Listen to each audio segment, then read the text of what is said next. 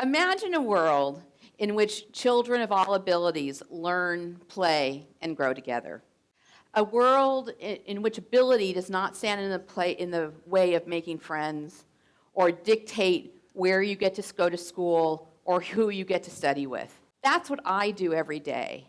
I try to think about how we make this become a reality, how we try to understand and appreciate the power and the promise of inclusive education. So what is inclusion? Inclusion is not a strategy, an instructional strategy. Inclusion isn't a placement option. Inclusion is about belonging. It's about belonging to a community, a group of friends, a school, or a community. But it's also important to remember that inclusion is not just about being there. We've all probably had the experience where you walk into a room full of people and you don't belong. You're not a member. That doesn't feel very good. So how do we fix that to make sure that the children that we're working with don't experience this idea of not belonging? Well, we do that through instruction. We do that through teaching. What we want to learn and what we've learned is that teaching works. Instruction is important. But it's also important to realize that instruction doesn't just happen. Instruction is intentional. Instruction is planned. Instruction helps all of us be more successful. Whether you're a child learning how to negotiate their environment or a little boy with disabilities who's learning how to use language, or a child in elementary school trying to tackle two-digit addition or trying to learn how to ride a bike, or you're a 50-plus something non-digital native who's trying to figure out how to use her new iPad, instruction works. And we all benefit from good instruction. Now, we sometimes as adults forget how important good instruction is because we don't venture very far out of our comfort zone and try and learn new things. So one of the things that I do every year is encourage my graduate students to try to learn a new thing. And they all look at me with a perplexed look and say, we're in graduate school, we're learning new things every day. And I say, yeah, but by the time you get into graduate school, you know how to do school. So try to learn something else. Try to learn something in a domain that you're not very good at. And I follow my own advice. So every so often I try to learn a skill or achieve something in an area that I'm not very good at. And that's how I ended up doing a triathlon for my 50th birthday and understand, thank you, and understand the importance of instruction. Now, when we think about instruction, it's important that we think about the goal, what instruction does to both the learner and the teacher. One of the things that instruction does for the learner is it helps them be more confident and more competent, okay? When we have good instruction, the learner, the children, become better at what you're teaching them how to do. The teacher becomes more confident as well because there's nothing more reinforcing than a teacher than seeing their students achieve.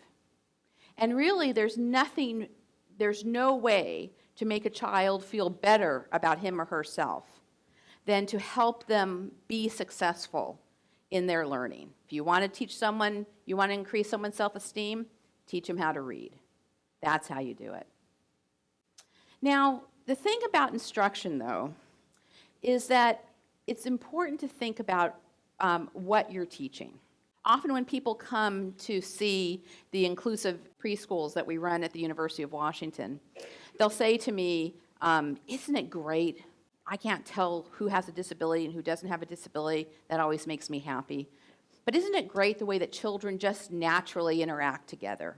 And you know, we have about 50 years of data that tell us that if you have children with and without disabilities and you don't do anything special, what you'll have is you'll have children with and without disabilities in a room together, not interacting.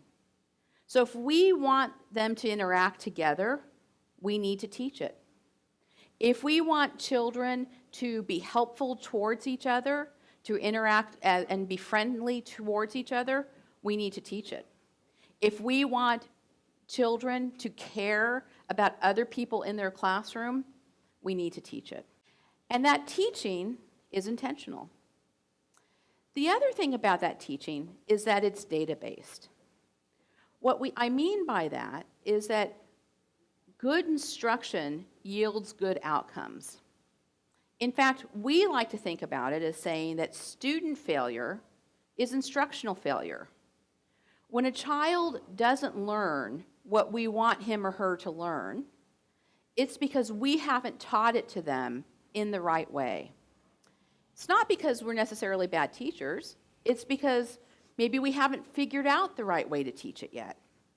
Maybe we don't have control of all the elements that we need to be able to have control of. But when a student isn't making progress in an area, what that teaches us is that we need to change our instructional strategy.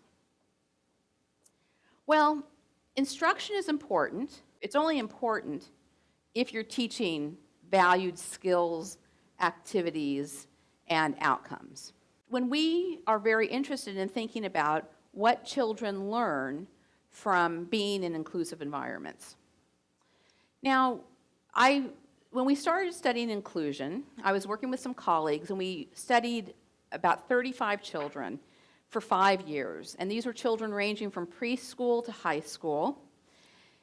And they had severe disabilities, and we observed them many, many times over the course of 5 years. And we talked to their teachers and their parents and their peers, and to them if they were able to talk with us. Because we were interested in finding out what the benefit was of inclusion. We all knew there was a benefit. We saw the benefits. We heard the stories. And in fact, one of the stories we heard every year was what I like to call the birthday party story. So imagine that you have a third grader who's always been, with severe disabilities, who's always been in a segregated classroom. And this year, because their school has decided to embrace inclusion, the child is in a general education classroom with support. And about 3 months into the school year, Ryan, our third grader, comes home, and in his backpack is a birthday party invitation. And his parents say this is the first time he's ever been invited to a birthday party. That's a big outcome, okay? But it's not the outcome of inclusion. The number of party invitations you get is not the outcome, but it's an indicator of an outcome. And what are the outcomes we're looking for? The outcomes we're looking for are membership, relationship, and skills. And membership is how we interact, how a child interacts with the group, with the school, with the classroom, with the community. What kind of accommodations are made to help that child participate in a meaningful way? Relationships are how the child interacts on a one-to-one basis with other children, students in their classroom. And we think about the range of relationships that student demonstrates. So we think about the relationships where sometimes you're a peer, or you're a peer with someone in your classroom. Sometimes you're helping someone in your classroom. Sometimes you're receiving help from someone in your classroom. And sometimes you have conflicts with someone in your classroom, and you have to learn how to settle those conflicts in an appropriate way. Now, you notice one of the kinds of relationships we don't label is friendship, because friendship is a complex range of relationships where you sometimes are helping and sometimes receiving help, sometimes hanging out, and sometimes having conflicts and settling those conflicts. And of course, another outcome of inclusive education are skills.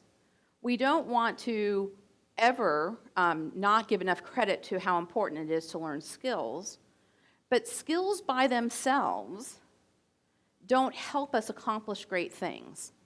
We all know people who are very good at math, or very good at writing, or very good at science, who can't use those skills because they can't work with other people, because they don't have good relationships.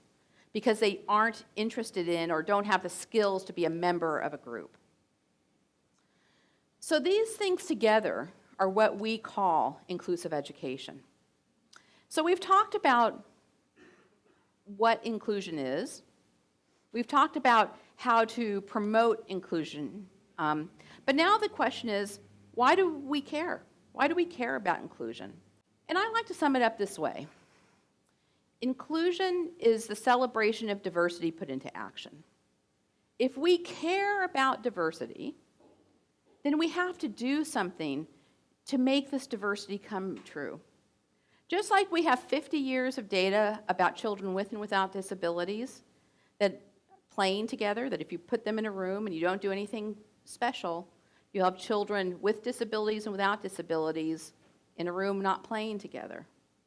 But we know that if we use our smart instructional practices to facilitate interaction, everyone benefits. And that's the power and the promise of inclusion. Making sure that everyone is supported, everyone is challenged, and everyone benefits in this great inclusive world that we have. Thank you.